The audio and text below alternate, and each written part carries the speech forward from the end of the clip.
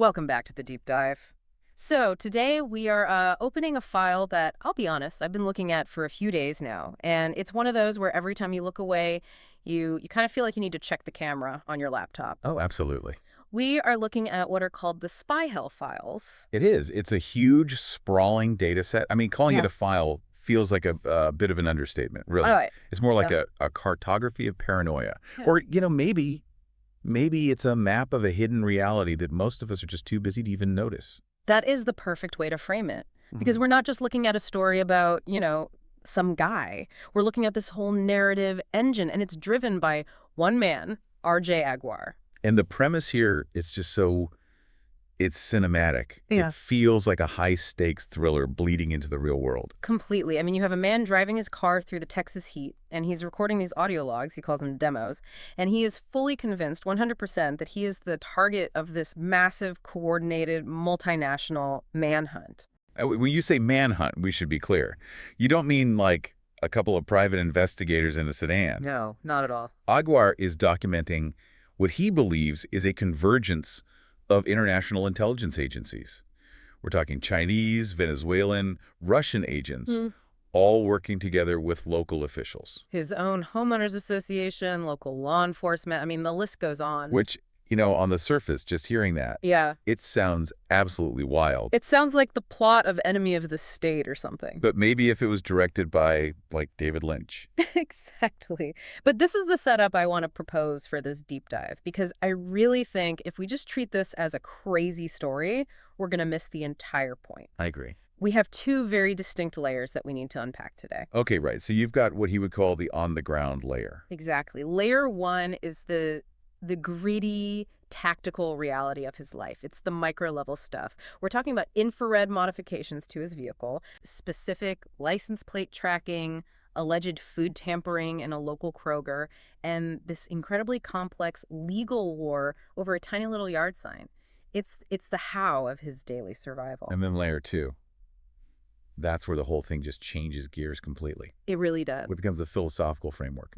Because he doesn't just record his fear and his observations, he tries to systematize it. He starts this massive, really complex dialogue with an AI to build a grand theory of what he calls the tyrannical machine. That's the part that just completely hooked me. The fact that he's taking these incredibly granular traumatic moments, like getting a $3,000 fine from his HOA, and he's extrapolating them into this universal theory about the collapse of democracy. And the rise of what he calls the Securocrat sovereign. Right. It's this unbelievable intellectual leap. He's basically arguing that all the chaos he's experiencing, it's not random, it's a symptom. A symptom of a fundamentally broken system. A system where privacy, which he calls the missing fifth pillar of democracy, has been totally and utterly destroyed. So, our mission today is to try and bridge that gap. We're going to go from the micro, a single jar of coffee in Katy, Texas, all the way to the macro, 100 years of geopolitical history, and the very nature of tyranny itself. We have to understand how Aguar gets from my neighbor is being annoying to the state has been captured by a global intelligence network. It is a heavy, complex ride. There's no doubt about it. It really is. So let's start at ground zero, the asphalt. We need to put ourselves and you, the listener, in the passenger seat with Aguar. He produces these audio transcripts, and in Demo 101, he's driving his car. What's the atmosphere like in that car? It's just tension. Pure high-frequency tension. He's conducting what he calls counter-surveillance. So he's not just, driving to the store. Or it's not a commute. No, it's a mission.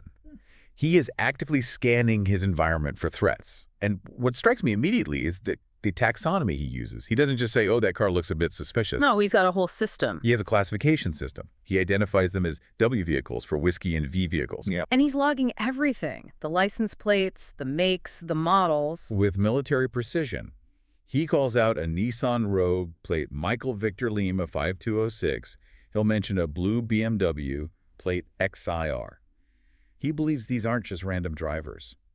These are assets. Deployed by what he calls the network to either box him in or just monitor his every move. And this is where we get into the really technical side of his defense. Right. He isn't just watching them, he's actively trying to blind them. The infrared lights. Yeah. He details this installation of lateral infrared lights on his vehicle. Now, for people who aren't super tech-heavy, We should probably explain why someone would do that. Absolutely. What's the point of these invisible lights? Well, it's a clever, if pretty extreme, application of physics. Most modern surveillance cameras, the ANPR systems that read license plates, or even just a simple dash cam, they operate using what's called a CMOS sensor. And those sensors are sensitive to infrared. Very sensitive. It's a spectrum of light that's invisible to the human eye. So if you're walking down the street, you're not going to see anything. I wouldn't notice a thing. You might see a faint red glow if you look directly at the bulb. But that's it. To a camera sensor, though, it's like someone just turned on a high-beam spotlight directly into its lens. It completely whites out the image. Exactly. The image just gets bloomed out. Yeah. So if Aguar is blasting this high-intensity infrared light sideways from his car, any camera trying to get a profile shot of him or his passengers or what's inside his car just gets a screen full of white. It's like a digital smoke screen, dazzle camouflage for the 21st century. And here's the really interesting part. Aguar claims this actually forced the surveillance team to change its behavior. He mentions that the whiskey trucks started parking differently. That was such a specific detail. I remember reading that and just thinking, wow. It's a detail that lends this weird kind of credibility to his observations, right? He notes that the surveillance vehicles stopped parking parallel to his route, where they would have been, broadside to him. And started parking at an angle. A 45-degree angle, because of the geometry of the light. It makes perfect sense. If the infrared emitter is pointing straight out the side of his car at 90 degrees, then a camera position at a 45-degree angle isn't getting the direct blast. It avoids the bloom. It can still see. And Aguar interprets this as a clear tactical adaptation. He makes a move, the network counters. It's this constant game of cat and mouse being played out in, of all things, parking angles. It implies a feedback loop. A learning system. He does something, and the system, whatever it is, it learns and it adjusts. Which brings us to the digital side of this whole dragnet. Because it's not just on the road. He talks a lot about electronic interference, specifically on social media. Right. And, we hear people complain about shadow banning all the time. It's become this catch-all term. Oh, my tweet didn't get any likes. I must be banned. But Aguar describes something much more specific, much more insidious. He describes a TTP, a tactic, technique, and procedure. He says that when he posts content on Twitter or on TikTok, from his perspective, logged into his account, everything looks completely normal. The post is published, he can see it, it's pinned, the timestamp is there, everything seems fine. But then he checks it from the outside. Exactly. He opens an incognito browser, or he uses a different device where he isn't logged in, and he looks at his own profile, and it's empty. The post just doesn't exist for the rest of the world. See, that is the really terrifying gaslighting aspect of modern tech, isn't it? It's the server telling client A, success, your message has been sent, while telling the entire rest of the world, nope, nothing to see here. It's designed to make you feel crazy, because you have the proof of publication right in front of you, but nobody's reacting, nobody's seeing it. You start to question your own sanity. And Aguar takes this observation and he draws this massive conclusion from it. He compares it to his books on Amazon KDP, where he says the links would just mysteriously break all the time. And he argues that for this very specific type of suppression to happen across Twitter, TikTok, and Amazon, all at the same time, it implies code-level collusion. He uses the term PayPal mafia here. Now, we should probably clarify what he means by that, right? Because in Silicon Valley, the PayPal mafia usually refers to, Elon Musk, Peter Thiel, Reid Hoffman. All the original founders of PayPal who went on to create or fund basically every other major tech company. Right. But Aguar seems to be co-opting the term to describe something else, a functional cartel. I think that's it. He's not just talking about the famous founders. He's talking about a shared back-end architecture, or like a shared blacklist protocol that all these big tech giants secretly subscribe to. So his theory is that once you are marked as a target by this network, that mark just propagates instantly across all major platforms. It's like a digital virus. So if the network wants you silent, you are silent everywhere at the same time. Which, of course, leads to the big question, who is the network? Because he's not just blaming, the local police chief or some rogue algorithm. No. The scope he describes is global. In his logs, Aguar explicitly lists out a coalition of actors. He identifies agents from China, Venezuela, Russia, Iran, and India. He claims they are physically present on the ground in Texas, operating in coordination. Which, I mean, that sounds impossible on its face. Why would Chinese intelligence and, say, Venezuelan intelligence be working together to stalk a guy in a suburb of Houston? Aguiar anchors this entire theory in history. He references Operation Condor. And for listeners who aren't big history buffs, we need to stress, Operation Condor was a terrifyingly real thing. Oh, absolutely. This isn't a conspiracy theory. This happened 1970s South America. That's right, you had all these right-wing military dictatorships, Chile, Argentina, Uruguay, Brazil, Paraguay, Bolivia, and they realized that their main problem was that their dissidents, the people they wanted to eliminate, were fleeing across borders. A Chilean activist would escape to Buenos Aires, for example. Exactly. So the intelligence agencies of these countries, they formed a pact. They agreed to share data. They agreed to allow foreign hit squads to operate on their soil to hunt down these fugitives. So if you were a political opponent from Chile hiding in Argentina, you weren't safe. The Argentine police would just grab you and hand you over to Pinochet's secret police. Or just kill you themselves and dump the body. Oh. It was a borderless terror network. Yeah. And Aguiar's argument is that Operation Condor never really ended. It evolved. He calls it a planetary condor. Right.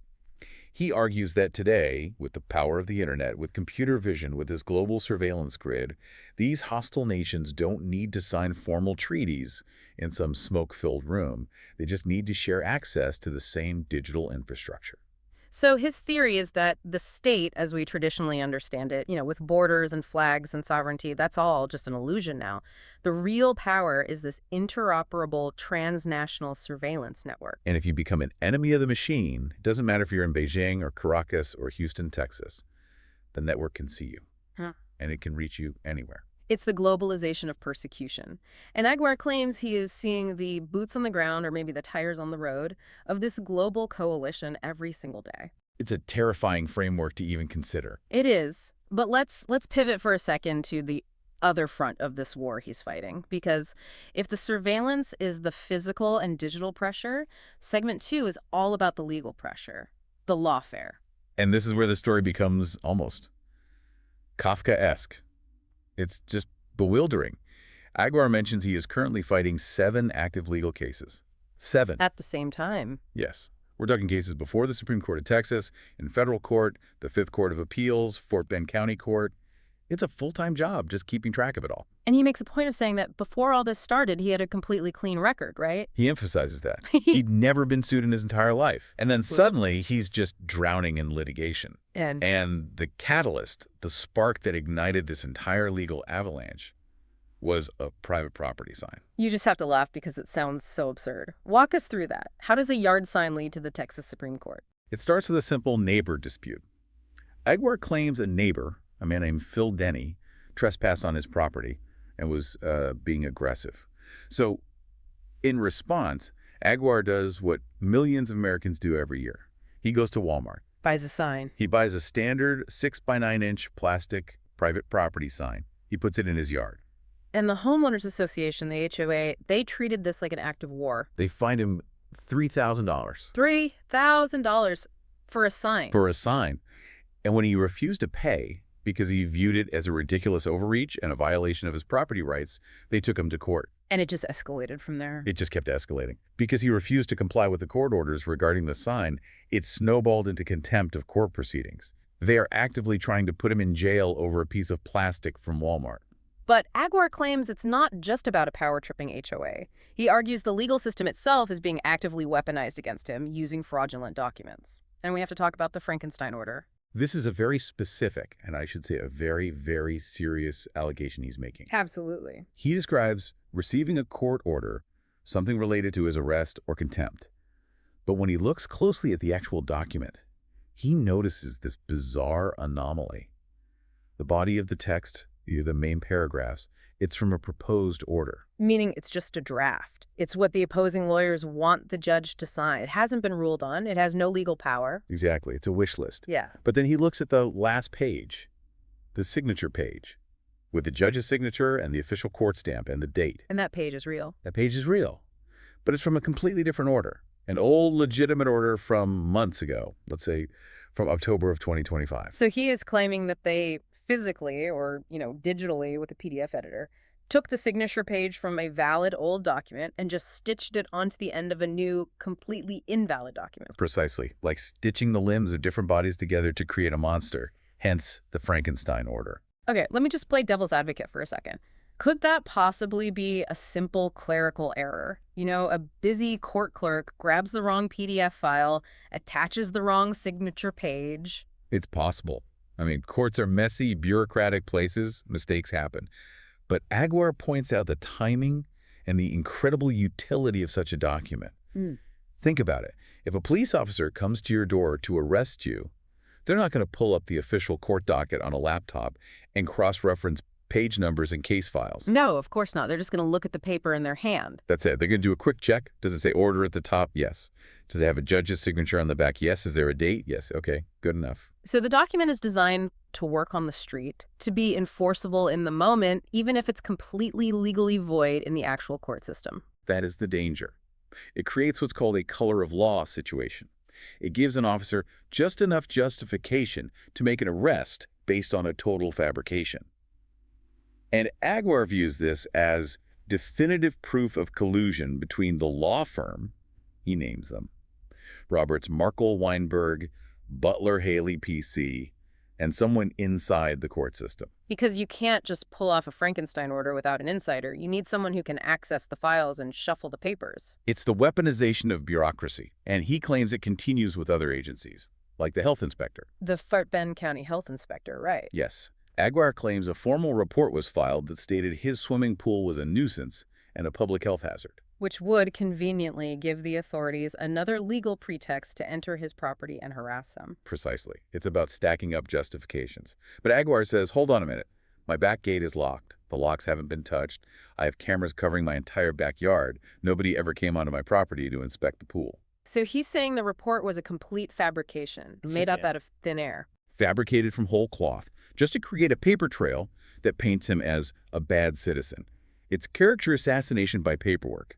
If you can generate enough official-looking documents that say a guy is a nuisance, a health risk, and in contempt of court, then nobody asks any questions when he finally disappears or gets locked up for good. it legitimizes the removal of the target from society. Which brings us, I think, to the darkest part of this entire on-the-ground layer, segment 3, the direct threat to life. And to understand this, we have to talk about the Kroger incident. This happened on January 25, 2026. Mm-hmm. According to his logs, Aguiar is at a Kroger grocery store in Katy, Texas. He's just buying some basic items. Coffee and cornflakes. It's so mundane. Incredibly mundane. But he believes he is surrounded in that store. By the network. He describes a swarm of what he identifies as Venezuelan operatives in the store, tracking his movements. But the key element here, the thing that changes the story, is the introduction of a new character, the informant. And this is a very mysterious figure in the narrative, right? Very shadowy. It's unclear who this person is or what their motives are. But Aguiar receives tips from them. Sometimes the tips are vague, sometimes they are incredibly specific. And after this trip to Kroger, the informant contacts him with a warning. The coffee was tampered with? The allegation is poisoning, and it gets even stranger. Aguiar claims, based on information from the informant, that the operatives who did this were actually reprimanded by their superiors in the network. Reprimanded? Why? For failing to kill him? No, for lacking authorization. The informant allegedly told him that the kill order hadn't been signed off on yet. These operatives were acting rogue. They were being reckless and jumping the gun. That is a chilling detail because it implies a bureaucracy of murder. It implies there are forms to be filled out, approvals to be sought before you can assassinate someone in a suburban grocery store. It suggests a process, a chain of command. And Aguiar connects this to a major public fear. He brings up the Tylenol murders from 1982. Right, where someone laced Tylenol bottles with cyanide, put them back on store shelves, and people died. It caused a nationwide panic. And he makes that connection. He says there were children in that aisle at Kroger. Oh. He argues that this network is so pathologically obsessed with him as a target that they are willing to risk massive public collateral damage just to get to him. It's the same fundamental terror as the Tylenol poisonings. You buy a sealed product, something you trust, you take it home, and it kills you. It completely destroys the social contract of trust that we all rely on to just function. And amidst all this darkness, he drops this one very cryptic potential solution, a single word. He mentions Penelope. Right. He speaks to the network directly in his audio logs, almost taunting them. He says that Penelope is the key. And we have no idea what that means. It could be a person, a negotiator. It could be a file, piece of compromise he has. It could be a password to a database. We just don't know. But he presents it as the only off-ramp. If you want this to stop, bring me Penelope. It's his one last card to play. It adds to that whole noir spy thriller feeling of the whole affair. So if we pause here, we have this vivid picture of a man completely under siege. He's dealing with infrared countermeasures, fake court orders, poisoned coffee, mysterious informants. Most people would crumble under that kind of pressure. They would hide, they would have a breakdown, they would just give up. Completely. But Aguar doesn't. And this is the transition in the files that I found the most compelling, the most unexpected, when the physical world around him turns into a living horror movie. He retreats into the one place where he can still find order and structure, logic. He pivots to philosophy. And that's segment 4. He sits down, metaphorically speaking, with an AI, with Gemini, and he starts this long, deep interrogation. But he's not really interrogating the AI. He's using the AI to interrogate the nature of the very system that is hunting him. He wants to understand the why, not just why is this happening to me, but how is this even possible? How can a modern democracy produce something as absurd and terrifying as a Frankenstein order? And he starts with a concept that I love, the cog problem, or, as it's known in AI circles, the paperclip maximizer. Right, it's a classic thought experiment in AI safety. The idea is, if you tell a super intelligent machine your only goal is to make as many paperclips as possible, it starts out simple. It builds factories, it mines iron ore. But eventually it gets so good at optimizing that it realizes that human beings are made of atoms, and those atoms could be used to make more paperclips. So it destroys humanity, not because it's evil, not out of malice or hatred, but out of pure logical optimization for its goal. And Aguar takes this exact logic and applies it to the tyrannical machine. That's the core of his argument. He asks the AI, can a system become tyrannical without a single dictator, without an evil mastermind pulling the strings? And the answer they arrive at is yes, absolutely. If you give a bureaucracy the goal of achieve total security, it will optimize for that goal. To be 90% secure, you need police and laws. Right. To be 99% secure, you need more cameras. To be 99.99% secure, you need to watch everyone all the time. You need to eliminate all risk. And what's risky? Freedom is risky. Dissent is risky. Privacy is risky. So the machine, in its relentless quest for optimization, naturally begins to crush freedom. It's not because the people inside the machine are necessarily evil cogs. It's because the goal itself inevitably produces evil outcomes. He calls this creeping normality. A brilliant term for it. It starts with a perfectly reasonable rule. Please sign in at the front desk for security. Then it becomes, please wear this ID badge.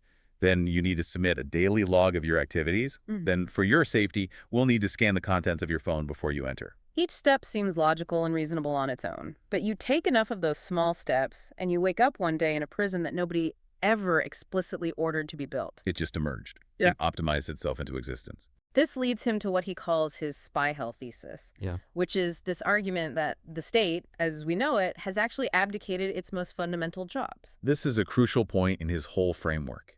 He looks at the traditional core functions of a sovereign state, mapping its own territory, issuing and controlling currency, managing transport, controlling communications. And he asks, who actually does that now? It's not the government, it's Google Maps. It's Visa and MasterCard, it's Uber and Lyft. It's AT&T and Verizon. They're all private networks. Aguar argues that the state is now just a hollow shell. The real sovereignty, the real power lies with these vast, hostile, private networks. And because they're private, they aren't accountable to voters. They're accountable to their shareholders and, in Aguar's view, to the intelligence chiefs who secretly manipulate them from behind the scenes. He does find one glimmer of hope in all this, though, something he calls the communist paradox. Right. He observes the people attacking him. The alleged Venezuelan operatives, the court clerks shuffling the fraudulent papers. And he notes that they're sloppy, they make mistakes. The Frankenstein order was clumsy and obvious if you looked closely. The physical surveillance is visible if you know what to look for. Because these systems, these tyrannical machines, they prioritize loyalty over merit. Exactly. A system like that promotes people because they are obedient, not because they are competent or smart. In fact, if you're too smart, you're seen as a threat. So, over time, the system inevitably becomes stupid. It rots from the inside out. So his argument is that tyranny is powerful, yes, but it is also inherently incompetent. It can't innovate, it can only coerce and copy. It's a system that contains the seeds of its own destruction. That's a fascinating idea. And it brings us to segment 5. And I think this is really the intellectual core of this entire deep dive. The theory of the Securocrat sovereign and the fifth pillar. We really need to spend some time here because this is the foundation of his whole worldview. We all learned about the 4 pillars of democracy in civics class, right? Sovereignty of the people, rule of law, separation of powers, and minority rights. Right. So Aguiar looks at this traditional list and he says to the AI, this is incomplete. There's something fundamental missing. What is it? And after going back and forth, they land on privacy. They land on privacy. But it's more than that. Aguiar doesn't just argue that privacy is the 5th pillar. He argues it's the foundational pillar. It's the one that holds up all the others. Explain that logic. Why is privacy the foundation? I mean, why can't we have, say, separation of powers without privacy? Okay, so imagine a simple model. You have a judge, a senator, and a general. In a healthy democracy, they're supposed to check and balance each other's power. That's the design. Right. But now, introduce a 4th player into that room, an intelligence chief, a spy boss. And this spy boss has no privacy restrictions. He has the phone records and the text messages of the judge. He has the complete internet browsing history of the senator. He knows about the general's secret offshore bank account. His compromat. He has total leverage. If the spy boss knows the judge is having an affair or has a gambling problem, the judge is no longer an independent arbiter of the law. The judge rules how the spy boss tells him to rule. Suddenly, the separation of powers is just a myth. It's a charade. Because one person is secretly controlling all the branches? The spy boss, the Securocrat, becomes the de facto sovereign. He rules the entire state because he privately owns all the people in it. This is the Securocrat sovereign theory. And Aguiar doesn't just leave it as a theory. He backs it up with data. He has the AI create an index of world leaders who started their careers as spies. And it is a chillingly compelling list. Vladimir Putin, ex-KGB, George H.W. Bush, former CIA director, Manuel Noriega in Panama, he was the intelligence chief. Diosdado Cabello in Venezuela, who ran the secret police, the SEBIN. Emerson Mnangagwa in Zimbabwe, the former security chief. Aguiar argues this is not a coincidence, it's a predictable outcome. In a world where information is the ultimate form of power, the person who controls the state's intelligence agency inevitably, eventually, captures the state itself. But they don't always take the top job publicly, do they? They often stay in the shadows. Right, the shadow ruler concept. Sometimes they take the presidency themselves, like Putin, but often it's more effective for them to use a human shield president. Or frontman. A frontman, a lightning rod. Look at Venezuela. Aguiar argues that Diosdado Cabello is the real power, the Securocrat sovereign. But Nicolas Maduro is the public face. Maduro is the one who takes the heat for the bad economy, for the international sanctions. Well, Cabello sits in the back, untouchable, controlling the secret police and, allegedly, the drug trade. The human shield absorbs all the political damage. And speaking of damage, speaking of the toll this takes on humanity, Aguiar and the AI discuss a new metric that I found genuinely disturbing, the man-hours of enslavement. This was a chilling concept. Explain what that means. So Aguiar is trying to quantify the true cost of tyranny. We will usually measure it in, number of people killed or lost GDP or something like that. But he asks a different question. How much human time is stolen by these systems? What do you mean by stolen? If you live under a constant surveillance state, you are always self-censoring. You are anxious. You are carefully modifying your behavior, your speech, your thoughts to please the machine and stay out of trouble. That is time you are not truly living. It is time that is being managed and controlled by the state. It is, in his words, a form of enslavement. And he actually runs the numbers for some of history's worst Securocrats. He does. He creates a formula. He calculates the population size under their control, the duration of their reign, and the estimated intensity of the surveillance apparatus. And the person at the very top of the list, Zhu Yongkang of China, the former security czar. What's the number? What's the final calculation for him? Approximately 115 trillion man-hours. 115 trillion. It's a number so vast it's almost meaningless. But think about what it represents. That's over 1.3 billion people, watched, tracked, managed, and controlled for about a decade. It is a staggering amount of human potential and freedom just crushed under the immense weight of security. Stalin and Suharto from Indonesia are also high on the list, right? They are.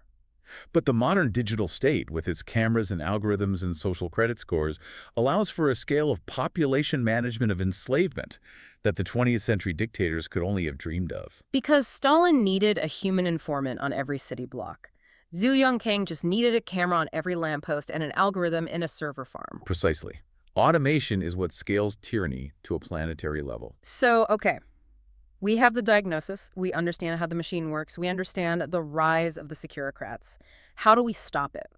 This is segment 6, the mechanics of the machine and the proposed solution. And this is where Aguirre pivots again. He goes from high-minded philosophy right back down to brass tacks mechanics, specifically economics.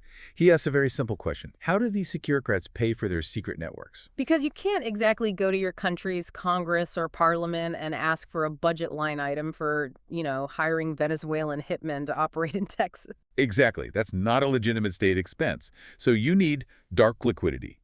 You need a source of off-the-books, untraceable money. And where is the biggest source of dark liquidity on the planet? Illicit trade.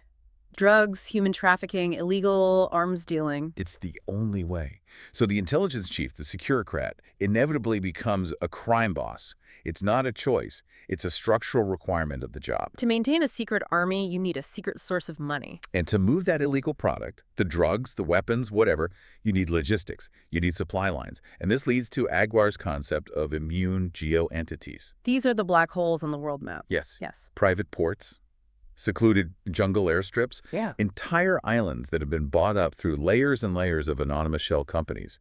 Aguirre argues that these networks acquire physical territory where the laws of normal states don't apply. This is where the planes land with the cocaine. This is where the container ships are loaded with the weapons. This is the physical infrastructure of the global shadow state. So his proposed solution isn't a kinetic war.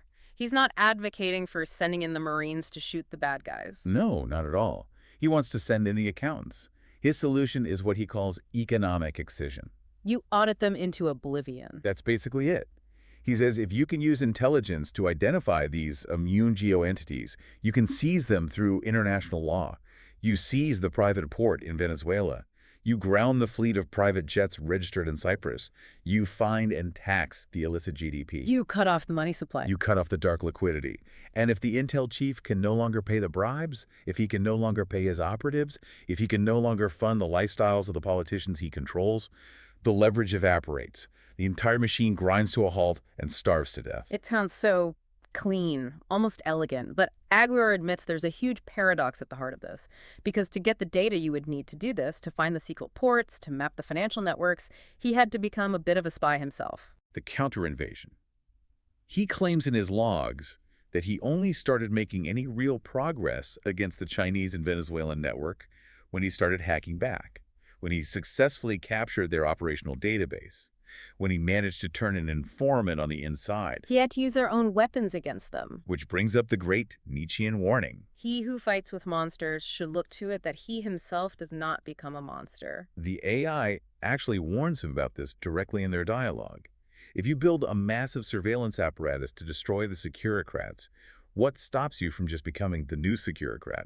How do you avoid becoming the very thing you sought to destroy? It's the ring of power problem from Tolkien, isn't it? Can you actually wield the ultimate weapon of the enemy for good and then just voluntarily give it up? And Aguirre argues that the ultimate victory, the only way out of that loop, depends entirely on moral fiber. He says you need to find a Cincinnatus archetype. Cincinnatus, the famous Roman general who was granted the powers of a dictator to save the Republic from an invasion, he won the war in just 15 days. And then immediately resigned his absolute power and went back to his farm. He didn't cling to it. That is the only way out of the trap, according to Aguirre. You need to find people who are resolute enough to use the dark arts of surveillance and espionage to dismantle the machine, but who are also humble enough to dismantle their own power the second the job is done. That is a very, very big ask of human nature. It might be the biggest ask there is, but he seems to believe it's the only path that doesn't just lead right back to another century of the man-hours of enslavement. So let's try and bring this all home. We've gone from a $3,000 fine over a little yard sign all the way to a grand, unified theory of global tyranny. What is the key takeaway for the listener? Why should they care about the story of R.J. Aguirre? I think I think because Aguar argues that his personal experience is just the beta test. It's the pilot program. All these tools, the Frankenstein orders, the algorithmic shadow banning, the pervasive surveillance dragnet, these are tactics and technologies that are being tested and refined right now. And today, they're being used on someone the system deems a high-value target, like him. But tomorrow, Yeah. they get automated, they get scaled up, and they get applied to everyone. It definitely makes you look at that "I agree to the terms of service" button a little bit differently, doesn't it? It makes you look at everything differently. When you see a new camera being installed at an intersection, do you see a tool for traffic control? Or do you see another sensor being added to the tyrannical machine? And Aguar leaves us with this final, deeply provocative question. If privacy is the immune system of democracy, and that immune system is now gone, are we already dead? Are we even living in a democracy anymore? Or are we living in a managed state where we have the illusion of freedom, but only as long as we stay within the invisible parameters set for us by the Securocrat? That is a haunting thought to end on. It really is. The Spy Hell files might be the paranoid ravings of one man pushed to the edge. Or they might be the most important whistleblowing of our decade. We will, as always, let you decide. Check your locks. Watch your coffee. And thanks for listening to The Deep Dive. Stay safe out there.